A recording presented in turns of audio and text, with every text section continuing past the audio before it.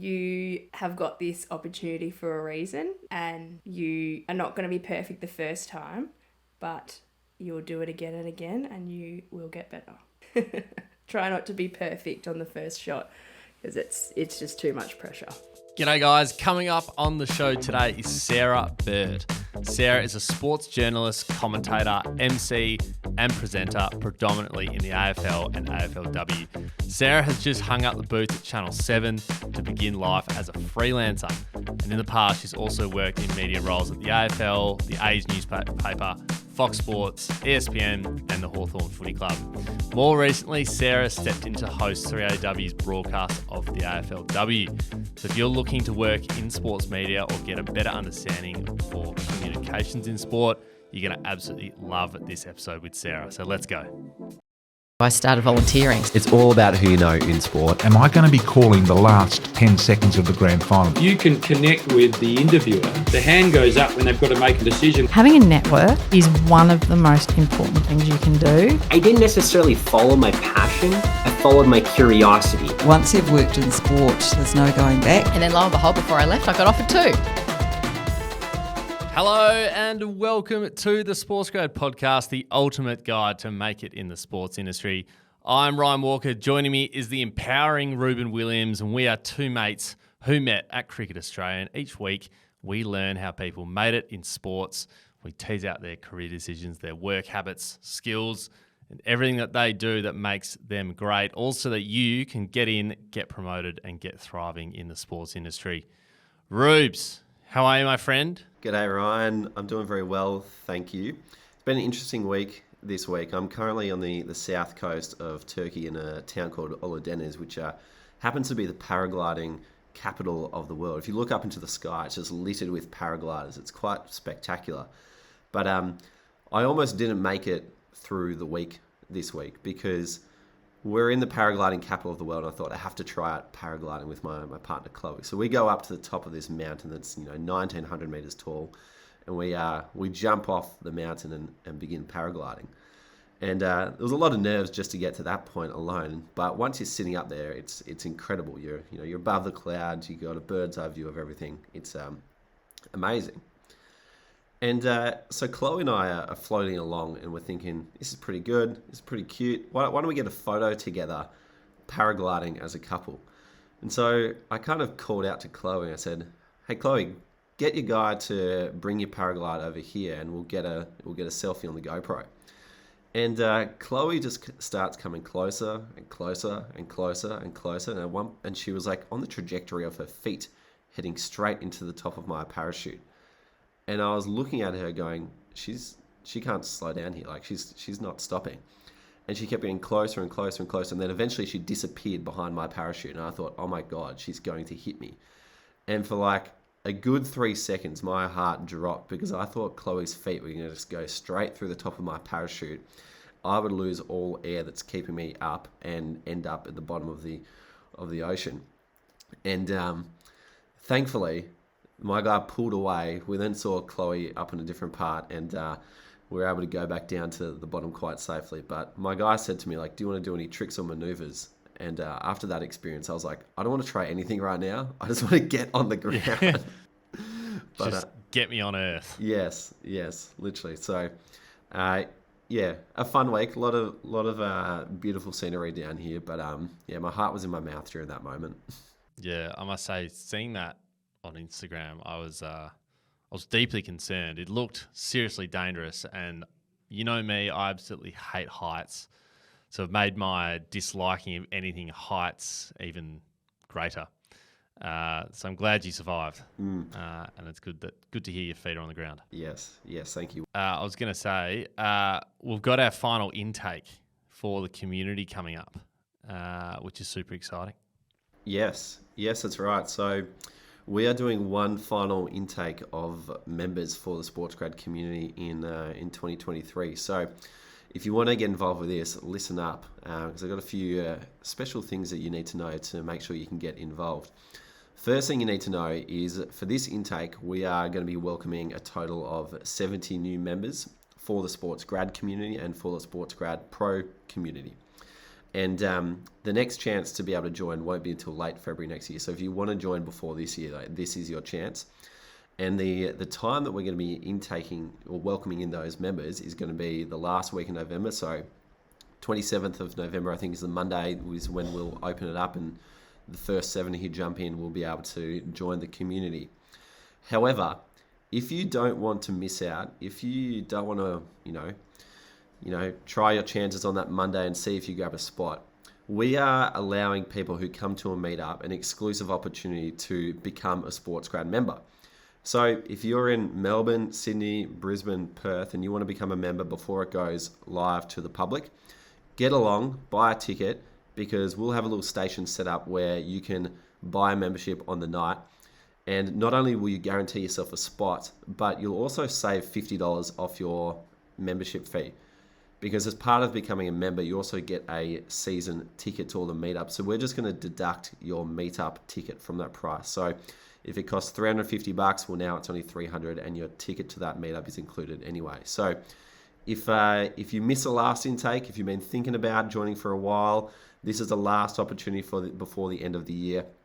And you can hack your way in by getting to a meetup and saving a bit of money on the way. So don't miss out on that. Meetups are coming up on the 15th of November in Brisbane, the 16th, which is a Thursday night, in Sydney, and then Friday night, the 17th in Melbourne, and then in Perth the following week on Tuesday, the 22nd. So,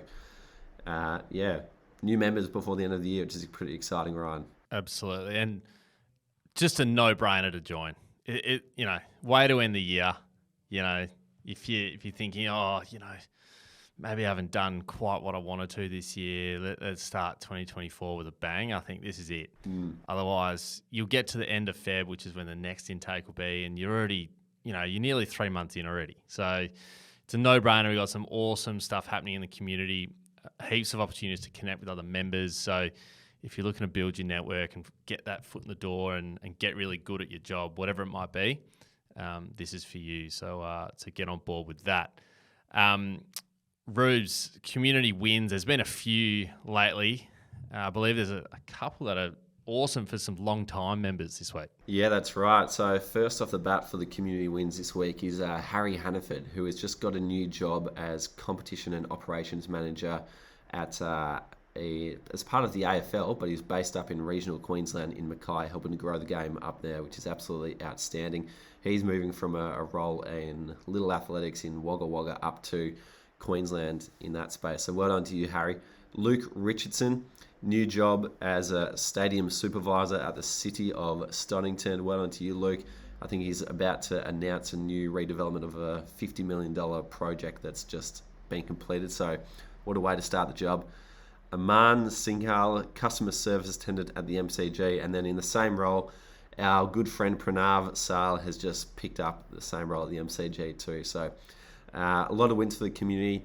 I think we've passed 500 roles in sport for community members, which is absolutely outstanding. So well done to everyone who's a member and keeps kicking goals, keeps motivating each other, keeps sharing insights on how they do what they do or how they got their job, because it's making such a positive impact on everyone else inside, and everyone's kind of growing together, which we love to see. But if you are not a part of it, time to become a part of it is coming up very shortly. But otherwise, you can stay up to date with everything happening at SportsGrad by subscribing to our newsletter, which goes out every Friday. So jump on sportsgrad.com.au/newsletter if you would love to hear from us. Amazing. Well, we've got an absolute ripper episode coming up. So grab a pen, enjoy this chat with Sarah Burt. Before we jump into the episode, we've got a quick message from our good friends at Deakin University.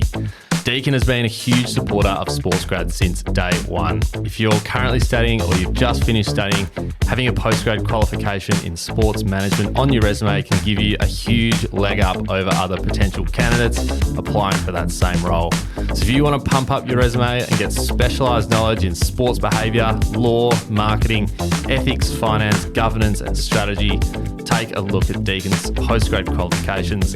Their Master of Business in Sports Management is not one of, but the best one in Australia, ranked at number 1. So add a postgrad to your resume, and that's our tip for the episode. Sarah, welcome to the SportsGrad podcast. Thank you very much for having me, guys. Happy to be here. Sarah, we're so glad that you could join us on the show. Now, I'd imagine when you were coming through university, to work for Australia's #1 TV station would have been an absolute dream come true. But you have just resigned from Channel 7, which is kind of the opposite of what a lot of people want to do with their career. So can you tell us a bit about how are you feeling the day you walked into headquarters with your resignation letter ready to jump into the world of freelancing? Yeah, it's a good question, and you're right, it definitely was a goal of mine. I think something to note when we talk about it being the #1 TV station is I was in a digital role, so I was mainly writing for 7news.com.au. Still obviously is a really reputable, fantastic media organisation, but for me, I was looking to get particularly after COVID, I wasn't able to continue working full-time in sport during COVID and then for the year after, just because, as we know, everyone's jobs and everything just sort of blew up a bit. So I was actually working as a media manager at the Melbourne Convention Centre for a couple of years during COVID and after that. And when I decided to leave there and take the job at Channel 7, the idea was that I would be able to condense what I was doing on the weekends on the side, which was reporting AFLW and netball with The Age and ABC, and I would be able to condense all of that into one job and not work 7 days a week, but also really give my love of sports reporting a red hot crack. So that's when I took up that full-time job at 7. And going in, I gave myself a year thinking that I wanted to build up that experience, learn what it was like to be in a newsroom and almost forcing yourself to write every single day, whether you felt like it or not. Being a freelancer when I had another job meant that if I was too busy one week or I felt like I couldn't work that Saturday, I could say no because I had that fallback of another job as the media manager. But this meant that I would never die wondering. Essentially, that was the saying, that I wasn't going to die wondering what it was like to be a full-time sport reporter in a print digital capacity. So that's what I did, and I felt like I got a lot of experience. I got the experience that I really wanted. And the other aspect of that was expanding from just AFL. I'm pretty AFL heavy, and I wanted to try and learn every other sport there was and find what the common ground that was sort of ticking amongst them all was. So I felt like I did that, and I suppose the one thing that accents most of my years is the AFLW season, because I absolutely love it. And I mean, last year there was 2 of them, so that was a big year. But for me, whenever I've jumped around, and I have jumped around jobs, which I'm sure we'll talk about, I always want to make sure that I'm in a place where I can work on AFLW as much as possible. So when I was thinking about what I was going to be doing for this AFLW season, I felt like I had a lot of other opportunities happening for AFLW that did sit outside of 7. So I felt like I'd sort of take the leap, and 3AW, who I'm doing commentating, special comments and hosting work with for AFLW, they are owned by Channel 9. So unfortunately, a lot of those decisions do come into it in terms of competing priorities and competing organisations, so which I'm sure I will be on a crash course of now that I'm full-time freelance. But that's a very roundabout answer to your simple question. Nice. Well, we definitely will get into your career journey. But Sarah, you did mention before that you've listened to the podcast before, which is always a big tick when we get guests on here who are avid SportsGrad listeners. But you may know that we start our episodes with some quickfire questions so that our audience can get to know you a little bit better. So I'll start off. You were just talking about jobs. What was your first ever job? Ever? Ever. Kmart. And they put me in the fishing section, which I know nothing about, and I was so jealous. My friends got to be in the women's clothing section. I was in the fishing section. Amazing. And what did you study at university? Straight out of school, I did professional communication, which is a hybrid media course at RMIT.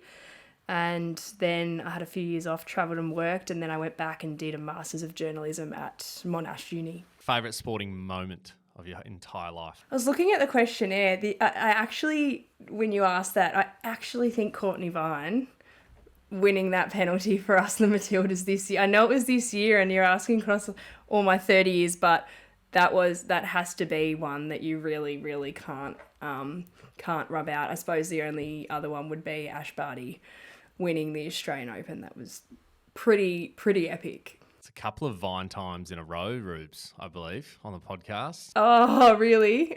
I was just about to say back-to-back Vine time, and it's only been a couple of months since it happened, and I suspect it'll probably come up more and more as we continue on. Wonderful.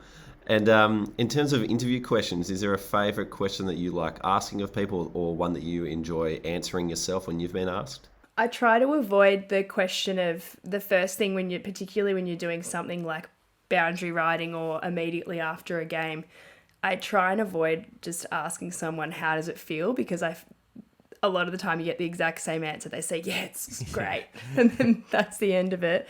But you do want to elicit, you do want to know how it feels. So often I will try and pick a moment from whatever game has just happened, if it's after a game, and ask them how that specific moment felt, what it meant to them. And then normally you elicit a bit more of a detailed response. So that's sort of what I try to do, I suppose. One other thing that I often will do, and I was listening back to an interview I did with Daisy Pearce in one of her last games, was if you often ask them about who's watching them, who's there on the day. In that one, I asked her if her husband Ben and their twins were there. And immediately her guard, not that I think Daisy ever really has a guard up, but she's very professional. And immediately once you ask them about who's there or their family or friends, they're still thinking about the context of the sport and what you're talking about, but you get a much more personal answer. You see sort of their warm, gushy side, and you get that excitement out of them. So I do like to try and sort of marry the personal side up with the sporting side. Love that. What's one book or podcast that you'd recommend that's helped you at work? You've probably had this a million times too, but The Imperfects. I love it. I can't name one episode that hasn't been informative and just inspirational. I think it's fantastic. I love the episodes of Imperfect. So we're going off the quick fire questions here. I love the episodes on the Imperfects when they bring the psychologist in. Oh, she is so good. Oh, yeah. Dr. Emily? Dr. Emily, yeah. So for those listening who haven't checked that out, would recommend. It is a great podcast. Yeah, she's what I love about her is that she's so she's just got this real humility about her. She's so knowledgeable. And even they'll say on those podcasts, oh, you've all been asking for Emily back and they've all missed you here, and she's really just not interested in any of that sort of notability. She just knows what she's talking about, and she's such a straight shooter. I love it. Sarah, are you associated with any grassroots clubs? Yes, I'm a surf lifesaver. So I still, I don't compete anymore, but I still do surf lifesaving, and I volunteer, still patrol down there, and you know, everything that comes with a surf club, you know, cooking snags and sweeping out the club rooms and all that jazz. Lovely. Last one, if you had 30 minutes to pick anyone's brain, who would it be? I think it would be Ash Barty. She's one of those, I've been very lucky in a lot of my jobs. I've got to interview some people that I do really admire, but she's one person that I think I would get very, very starstruck by, and probably not even really know where to start. I would love to pick her brain about her, the psychological side of how she got to where she is, and also about her retirement and her deciding to make that really huge step when she was at the top. I think it's a really impressive decision to make, and I'd love to just get inside that brain and see what goes on in there. Yeah, Ash Barty will be a phenomenal one for sure. Well, Sarah, before we dive into your journey, we'd love you to take us inside your role. You mentioned a few of the things that you do at the top of the episode, but What are some of the other different things that go on in your world, whether it's journalism or commentating or presenting, whatever it might be? Walk us through, what does your professional life look like? Yeah, so as when I went down a total rabbit hole in your first question, for some context, I've just finished up as a general sports reporter at 7news.com.au. So that was writing for the website, and there was a team of 6 of us, and everyone writes across all sports. So we'd have a pitch meeting at the start of the day and decide what news was going on, or any features that people were working on. I love feature writing. That's a big part of what I love doing and what I have been doing. So sometimes I'd have those going on, and then essentially you'd work on that for the day, and that was that. But sorry, that's my dog Tilly. The other aspect to what I do and why I've decided to go freelance is that I have been doing a lot more hosting and emceeing work recently. Last week I hosted the previous to the first WBBL Women's Big Bash League game for the Melbourne Renegades. They also used that as a little bit of a launch for the men as well. So they had a lunch to host that before they played Brisbane Heat at Junction Oval. So I did that last week, and I've been doing a fair few game day functions for AFL and AFLW clubs, and a few best and fairests and all those sort of things. So I really enjoy doing that. In terms of AFLW at the moment, I'm part of the 3AW footy commentary team. So I do special comments, and I do some boundary writing, but in more recent times I've been up in the commentary box, which is really fun. It's nice to be, I love being on the boundary, but it's nice to be in the commentary box surrounded by the other people. You feel a little bit more like you're sort of part of the team, and easier to bounce off each other. And last week, actually, I've just stepped into a new role of hosting the whole broadcast, which is a new skill for me, but that's really fun. So that's sort of me in a nutshell. And now that I am freelance, I'm pitching print stories as well, because primarily I started as a print journalist. So this week I'm doing a feature on what to expect for the final round of AFLW for The Guardian. Next week I've got something with ABC Digital. So I think every week's going to look different, which hopefully that's the case. That's what I'm looking for. So yeah. So when you say pitch for print media writing, will you go to the paper and say, hey, I've got this idea for an article that I think I could write for you. Can you commission me to go ahead and do it? Is that how it works? Yeah, normally it is. Yep. After COVID, I did a freelancing writing course with the Australian Writers Centre. It was just all online, and they literally do it in the form of podcasts. So you just listen to, I think, half an hour a week or something, and you go off and do your own activities. And I did that after I was made redundant at the AFL during COVID.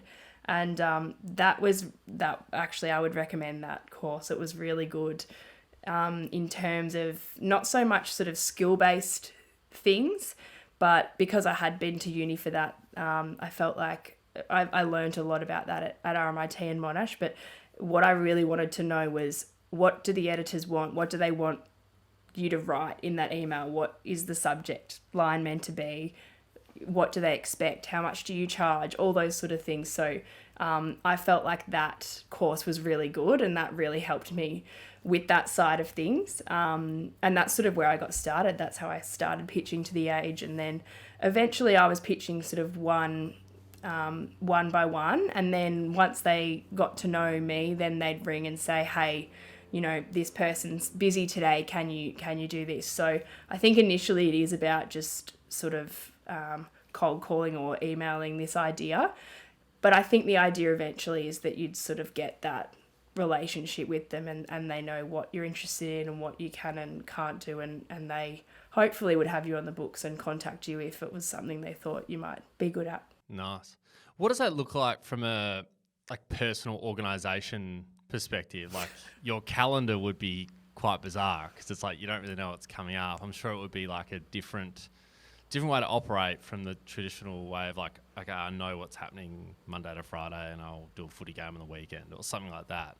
How do you sort of handle not really being able to predict what's coming? Yeah, again, come back to me in a couple of months. But Yeah. I mean, to some degree, I've always had it, because even when I have had a full-time job during the week, I've been doing bits and pieces outside of that anyway. And I really enjoy it. It's something I actually really thrive off. But sometimes I do get a bit stressed about it if I don't write things down, or I think when I get an email, I'll star it and then go back to it and properly, when I have time to properly read it. But sometimes you go into your emails and there's like 100 starred emails and you're like, oh God, like where do I start? And I'm not a numbers person, so when I see different dates and different things and different clubs and whatever, sometimes it all gets a bit much for me. But yes, my calendar does look pretty weird. I think it's also about just trying to go with the flow a bit and prioritize things. I have a dog. I make sure that I go for a walk with her every single day.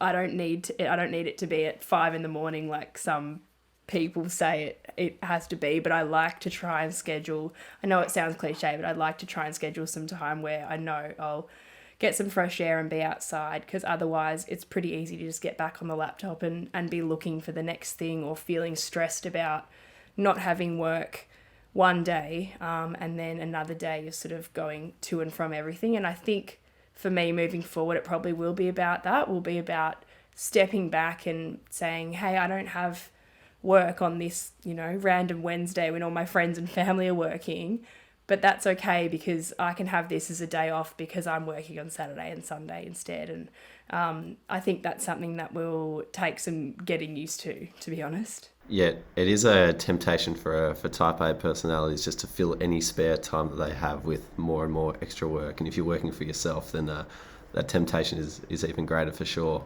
But if we could go back right to the start of your journey, when you were thinking about what I want to do with my life, with my career, sign up for university, how did your trajectory into sports media transpire from that point onward? When I went to uni, I always had an interest in journalism, but and I always had an interest in sport, but they were quite separate. I played a lot of sport, but I'd never written on it. I'd never considered writing on it, really. I think I always sort of assumed I'd probably be a feature writer, or do general news. I liked the skill base of journalism. I liked the research side of things and the idea that you never quite know what you're going to get every day, and dealing with people, having to get out there and meet new people and tell their stories. But I didn't always think that it had to be in sport. And in some ways, I'm really lucky that I've found this, I suppose, niche of particularly women's sport, where I am really passionate about telling those stories, and sport has almost just acted as the vehicle for that. Obviously, I have to be interested in sport and I do really love it, but it's the stories behind the athletes that really drives me to want to keep doing that and have that passion. So my first job, as I mentioned before, I'm a surf lifesaver, and my first job out of uni was at Lifesaving Victoria in the media and comms team. And a lot of that wasn't really sports based. There's a sports side of it. There's a competing side of it. Like I was writing about the Coolangatta Gold and the Ironman and women and things like that. But outside of that, there was a lot of writing about the drowning rates in Victoria and fishing safety and so many different things, dealing with different aquatic clubs around the state, so many different things. So it wasn't completely sport focused, but it was still that sort of health and wellness space. And then after that, I went backpacking for 10 months on my own. And during that time, I realised that something that really helped while I was travelling on my own, meeting people, was anything sport, fitness related. Like you'd go kayaking in Portugal and you make friends. You'd do a bike tour in Berlin and you'd make friends, or you'd go on a hike in Switzerland and meet people. And it was always based around movement, and you'd always get talking and find out these amazing stories. And I remember thinking, I feel like there's got to be a job in this. And then, of course, there is.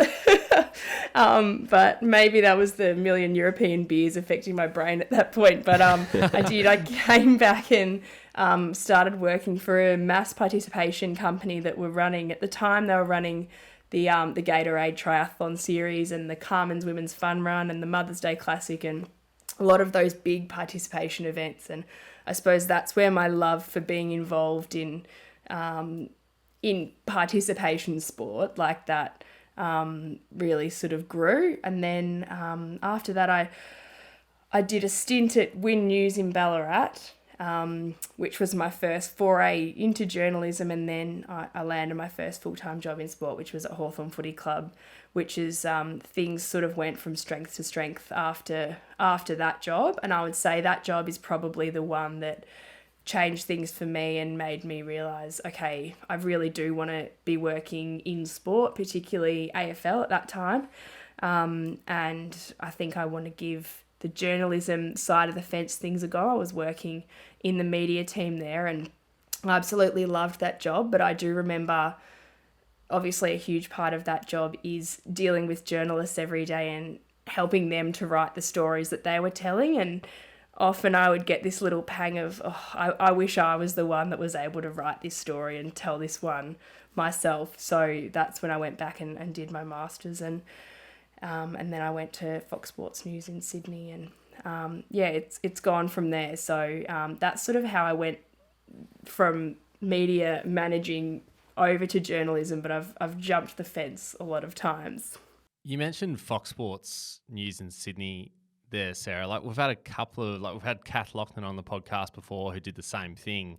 Is that kind of like standard, that people do that a lot to get experience? Seems like a lot of people are going through that pathway.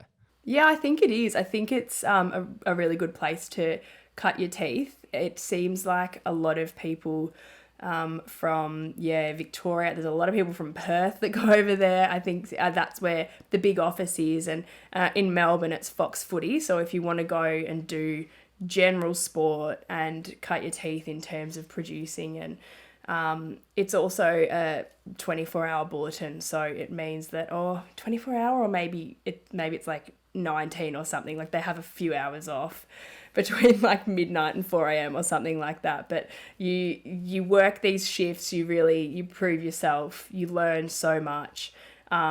It's live, so I think the appeal is that it's room to really just dive in, make all those mistakes, and then I guess if you live interstate like I did, then come back home and you've got that experience. But you're right, I know Abby Gelmy was there, I know Georgie Tunnett, like so many people started out there, and I think it's just that they need so many people because it's just a rolling bulletin, and it's a tough job. I still think about, it's a really, really tough job, and it's pretty hard to be really good at that. And I don't profess for a minute that I was really good at that job, but you learn producing and you learn presenting, and you meet so many people in there. So, and you're in a broader newsroom as well. So I think that's sort of, I would, if it's still the same setup there as it was about 5 years ago, I thought it was a really great place to get that first sort of hands-on experience.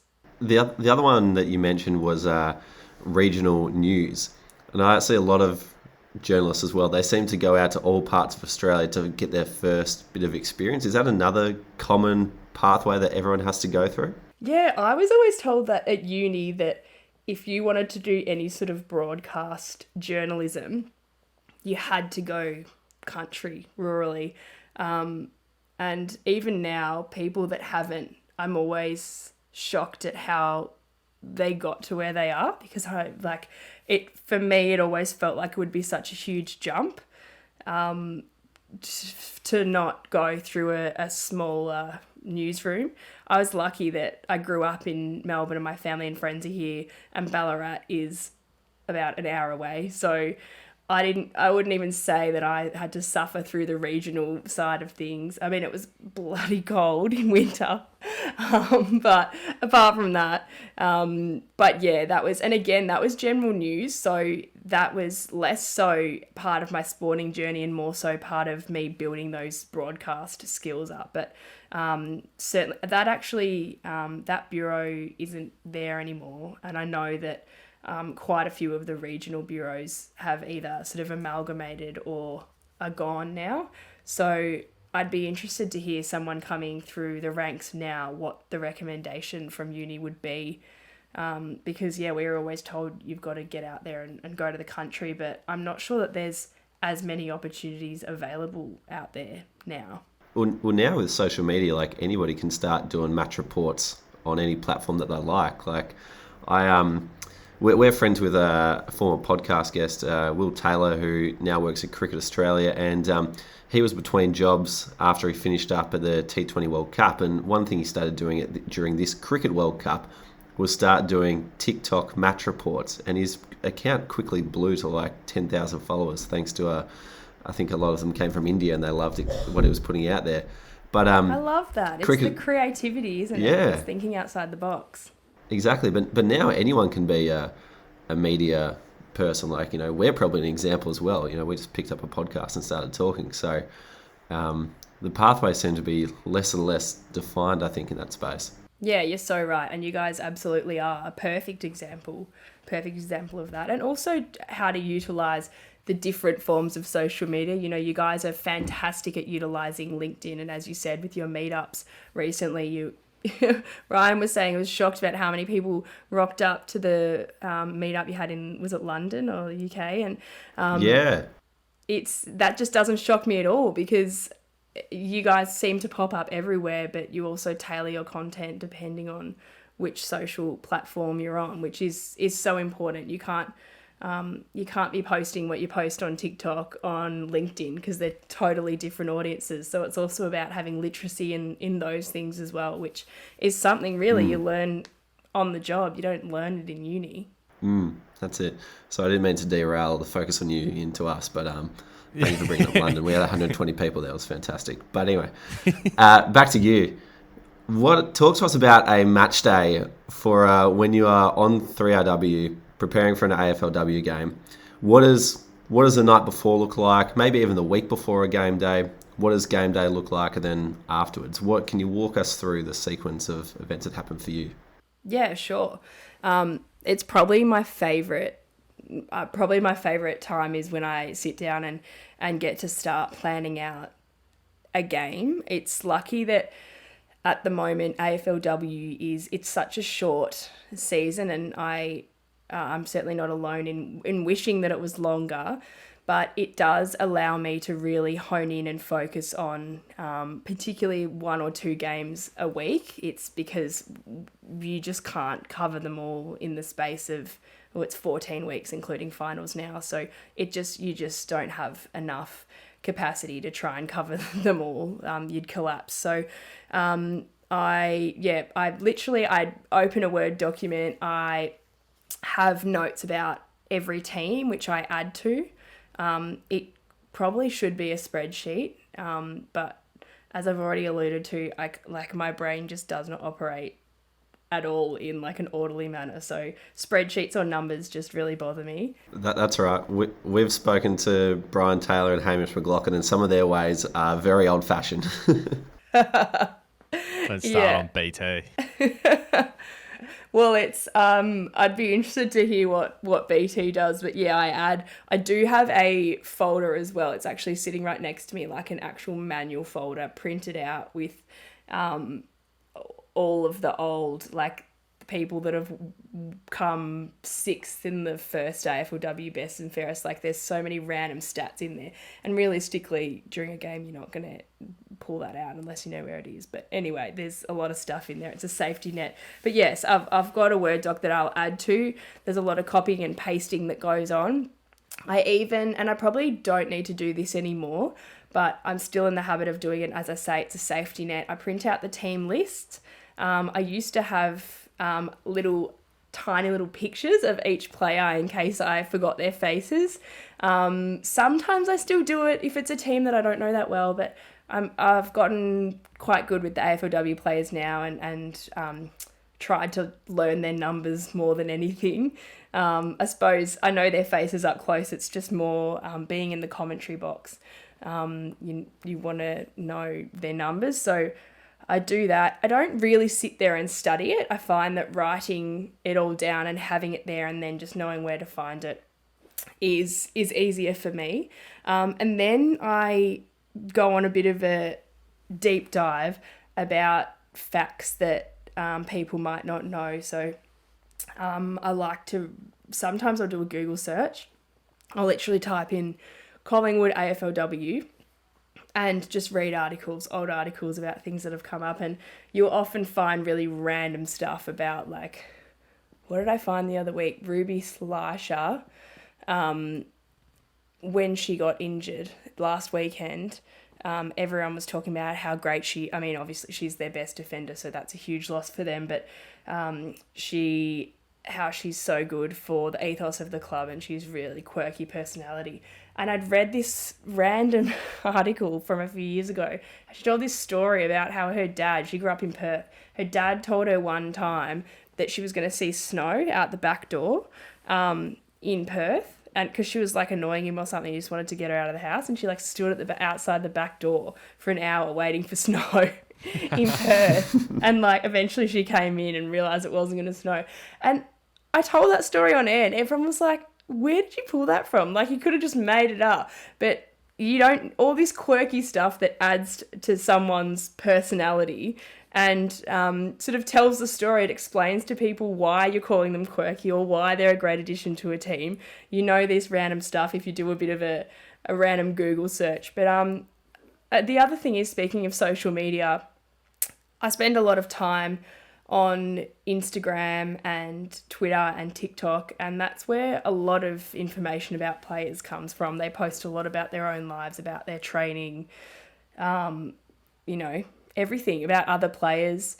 So it's sort of, I guess, if we're looking at AFLW as the example, I guess I'm sort of immersed in it for those full few months, and then you sort of, wean off it and you start looking at cricket or whatever else is on. But I'm very much like if you look at my Instagram feed at the moment, it's just all AFLW, it's all the clubs, it's all of that. So it's mainly the Word documents that I pull things out of, and then just fully immersing myself in their world.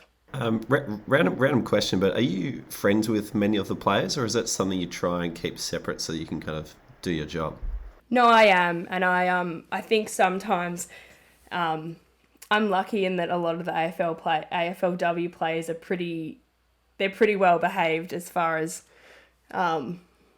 any public nuisance or anything goes. So I haven't really had to do anything about that. But yes, I am, and I think it's a great testament to the league in general. I think that everyone seems to be able to maintain really positive attitude towards it. I think maybe sometimes there can be a bit of fear of journalists because obviously they can report on things that you might not want out there. But I think the women have come in and they're so grateful for the coverage and for the opportunity. I think that might be one other thing, that they're so excited they're finally getting the opportunity that most of them would never do anything to jeopardise that. So, as I say, they're pretty well behaved. But yeah, I am quite close mates with a few of them, and it's also about just knowing the boundaries. If there's stuff that is really not meant to get out there and it's for the good of the players and the club, then you'll use your own discretion to decide what's right for you.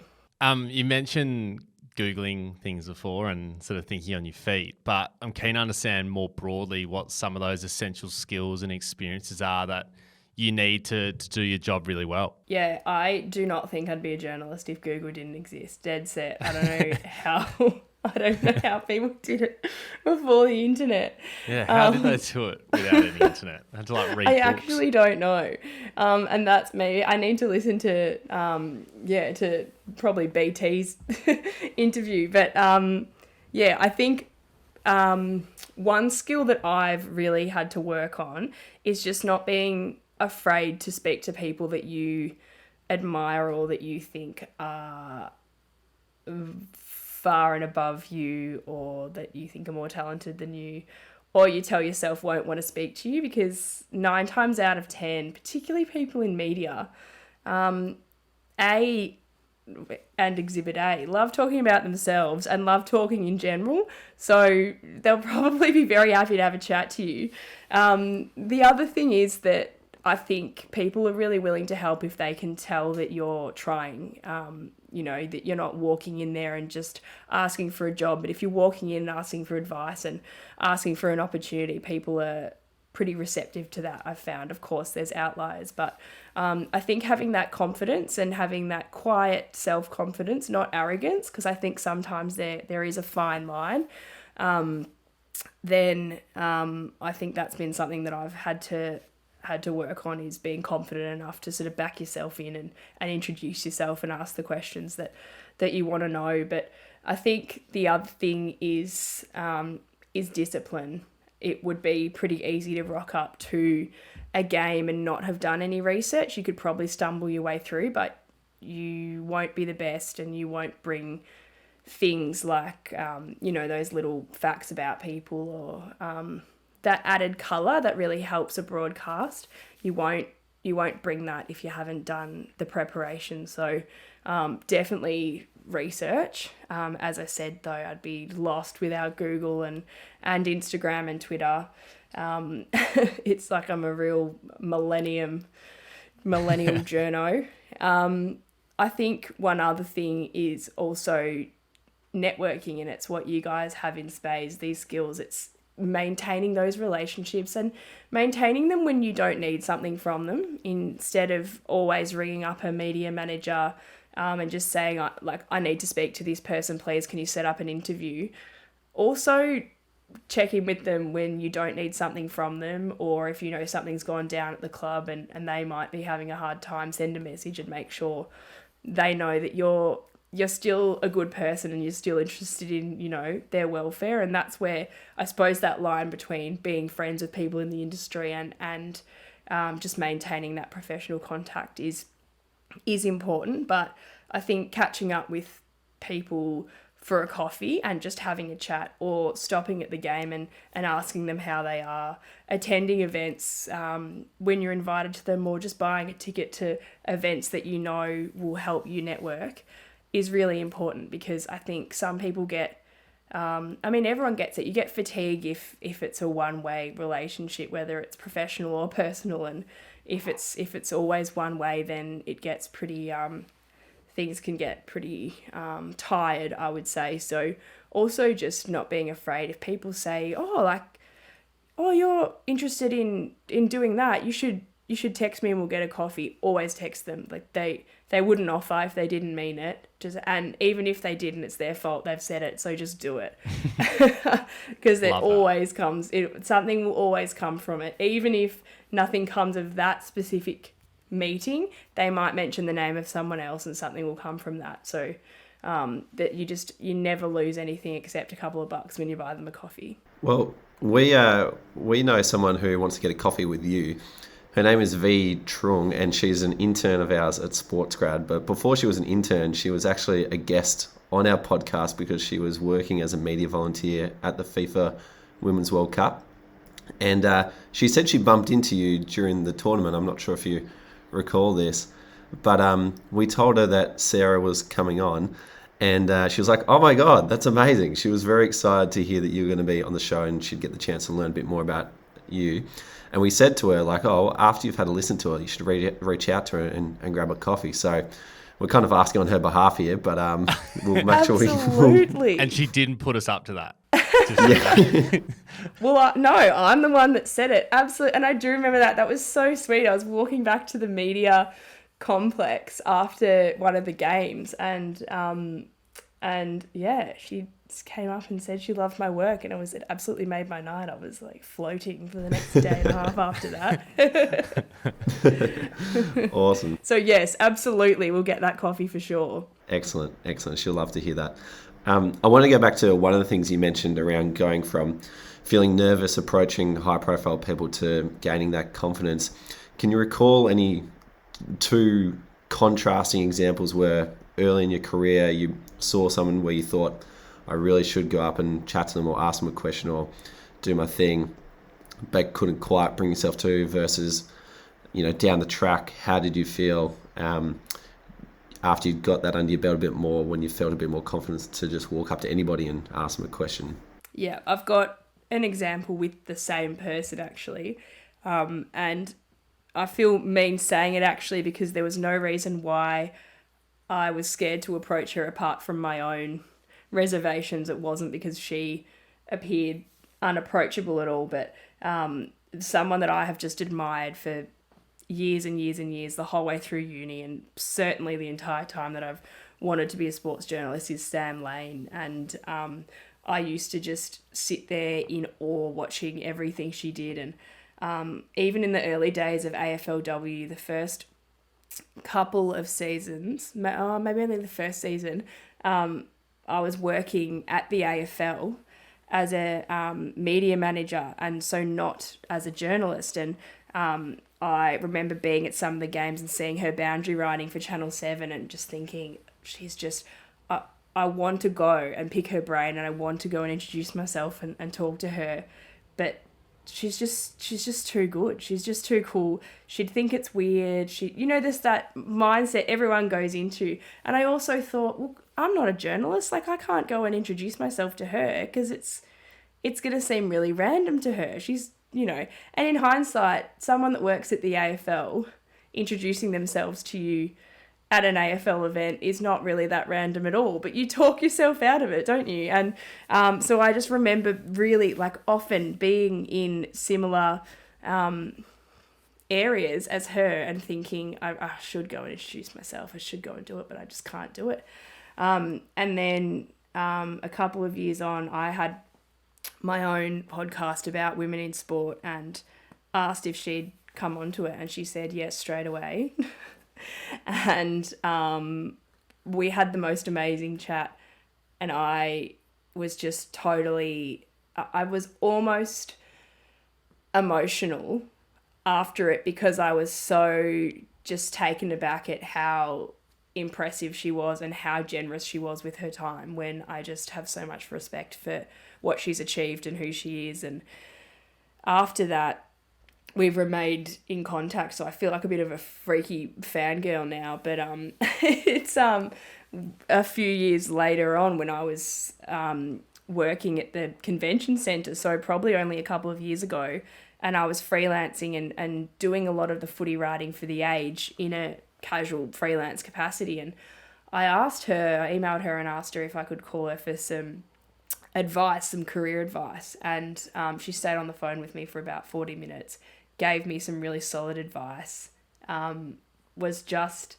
the lovely, and wasn't trying to get me off the phone, just had so much time and genuine interest and care about the people that are coming up in the path behind her. So I think that's a good example of, I kind of feel like I've been like staring at her for years and eventually got her to talk to me. But it's, but again, that is all just me, and I still absolutely admire her so much. And the only thing that's changed is that I now have proof that she is absolutely the person that I thought she is, which is why I had stars in my eyes from early on anyway.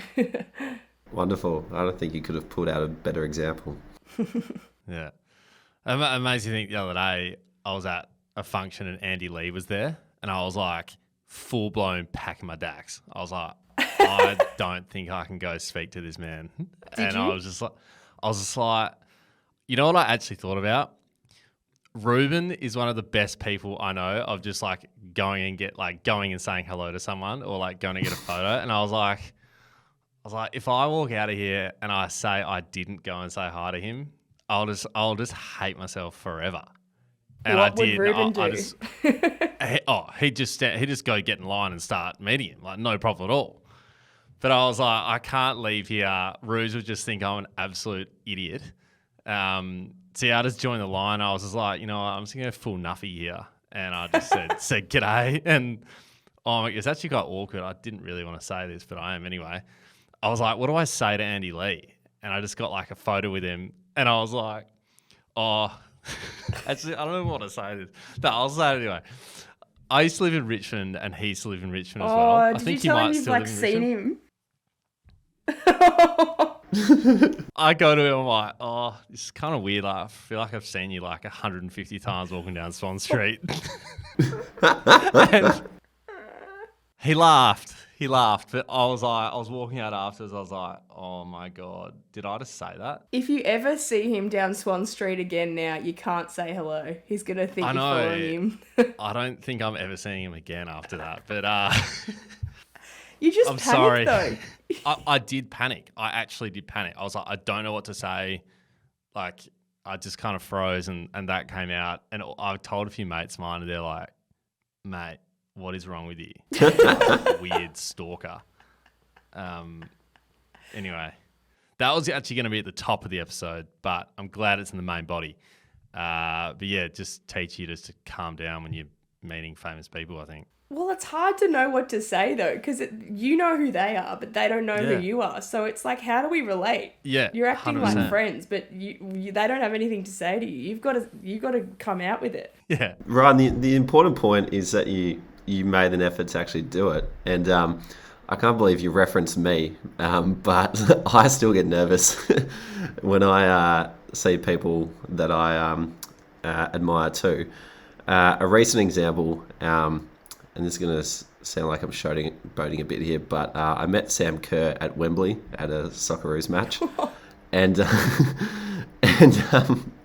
oh yeah, and casually, it was through a friend of a friend. I got a very nice invite to the right box at Wembley, and Sam Kerr was there, and I got told that Sam Kerr was going to be there in advance, and I was like extremely starstruck and like started getting nervous when I just got told, Sam Kerr is going to be in the room.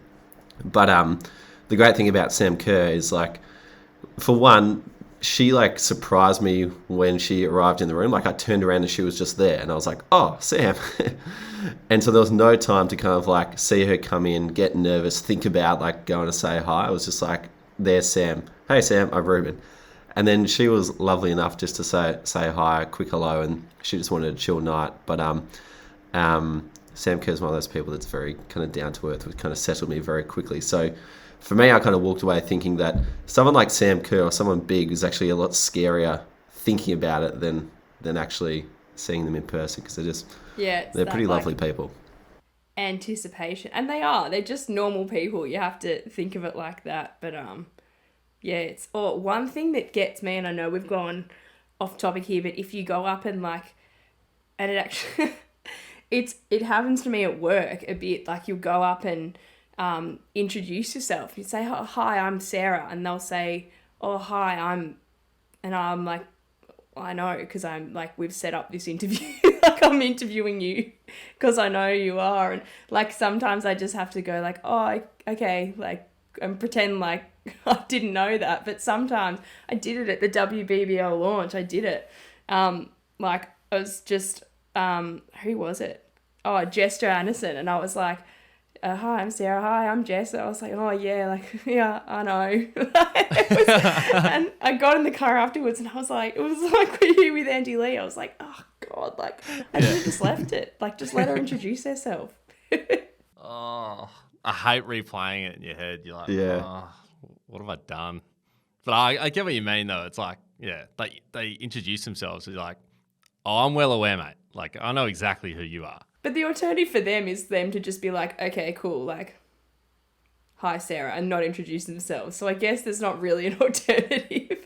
Yeah, no, they've got to do it. Yeah. Alrighty, I think we've reached the end. Final question, Sarah. If you could go back to your younger self, about to go live on air for the first time, what advice would you give yourself? You have got this opportunity for a reason, and you are not going to be perfect the first time, but you'll do it again and again, and you will get better. Love it. Love it. Solid advice. Try not to be perfect on the first shot, because it's just too much pressure. Well, Sarah, thank you so much for joining us on the show. I think I can absolutely say I've absolutely loved today. A few laughs, which is always fun. But it's also just been fantastic just hearing about your journey to get to where you are. And I think those listening would be able to tell that you are just so passionate about what you do. And that absolutely comes through when you're answering some of our tough questions today. But can't wait to see where you go, and we'll absolutely keep following where you're going, AFLW or netball or cricket, or whatever it is. It seems like you're just absolutely on the rise at the moment. So thank you so much for giving us an hour of your time, and we'll absolutely catch up soon. Oh, guys, vice versa. Thank you. I was very flattered to be asked to be on here. So thank you so much for having me, and I love the work you guys are doing. Guys, it's time now for the people segment of the podcast, Ask SportsGrad, where every week we answer a question directly from our community. If you'd like to ask a question first, you've got to become a SportsGrad member. And like we said at the top of the episode, the time is now to join our last intake of the year. In there, you can ask questions on our Discord server, and they come through straight to us to talk about on the podcast. So, Rubes, you've got a special one this week. We've gone a bit wayward of centre on this one, which I love. Yes, I'm not going to be answering this question. This question is going to be answered by our community. And this is a great example of how the SportsGrad community help each other with getting their jobs in sport or achieving whatever goal that they have in mind. So this question comes from Andrea Putra, and he posed a question to the community which says, "Hey everyone, I'm interested in learning about the approach you take to structuring your cover letters for job applications. I understand that each cover letter should be tailored to the specific organisation and role, but I'm curious if you have a standardised format that serves as a template for crafting cover letters for different positions. Thank you in advance." And our good friend of the show, Chris McPherson, who's also been on the podcast recently, he jumped on it straight away to share one of his insightful methods that involves ChatGPT. And I love his approach to this. Just have a listen to this. So Chris says, "Hey Andrea, I haven't so much used a standardized template. I just use a base structure to format the letter layout and use ChatGPT for things such as this. I input some instructions for tone and focus points as well as the job advertisement and my CV, and then ask it to spit out a desired length. I then amend/edit it and find this is much quicker overall." So Andrea, there's a bit of back and forth in this thread, and eventually Chris comes to sharing his ChatGPT prompt, which is absolutely brilliant. So if you are thinking about writing a cover letter, maybe try ChatGPT for this one. So this is what Chris puts into ChatGPT. So Chris says, write into ChatGPT this: "You're a highly experienced copywriter with a background in human resources. Please write a professional but semi-formal cover letter with a focus on the following key experiences, taking into consideration the CV and job advertisement description that follows." And then after that, that's when he'll copy in his CV and he'll copy in the job description. And ChatGPT takes into consideration all the information and spits it out with the direction that Chris has provided him, saving him a lot of time. I've spent a lot of time writing cover letters over the years, and a good one takes an hour to 2 hours at least before you come back and review it. So to get a base like this from ChatGPT is an absolute game changer. Nice. Part of the ChatGPT is just getting the prompt right, so that's the kind of stuff that you really need. So seems Chris, our mate, podcast royalty, has absolutely smashed that there. But as you said, saving a lot of time, and it's just about getting that structure right. So another example of great community, help and supporting each other. So great stuff. Awesome. Well, if you'd like to ask us a question or ask our friends in sport a question, become a SportsGrad member. As we said, Our last intake for the year is about to start. So jump on that as you see it on socials. Each week, as we said, we've got virtual events, we've got in-person events, resources, networking, everything that you need to get that foot in the door of the industry. Meanwhile, if you know anyone who would love the pod, please send it on or give it a share. You can find us on LinkedIn, Insta, and TikTok, and give us some love with a 5-star rating if you enjoy the show. Thanks for listening. We'll see you next time. Hey guys, one last thing before you go. If you'd enjoy a quick email from us each Friday on all the latest job openings, networking events, Q&As with industry professionals, and latest podcast episodes, then subscribe to the SportsGrad newsletter. Head to our website, www.sportsgrad.com.au/newsletter to subscribe. There's also a link in our show notes to join.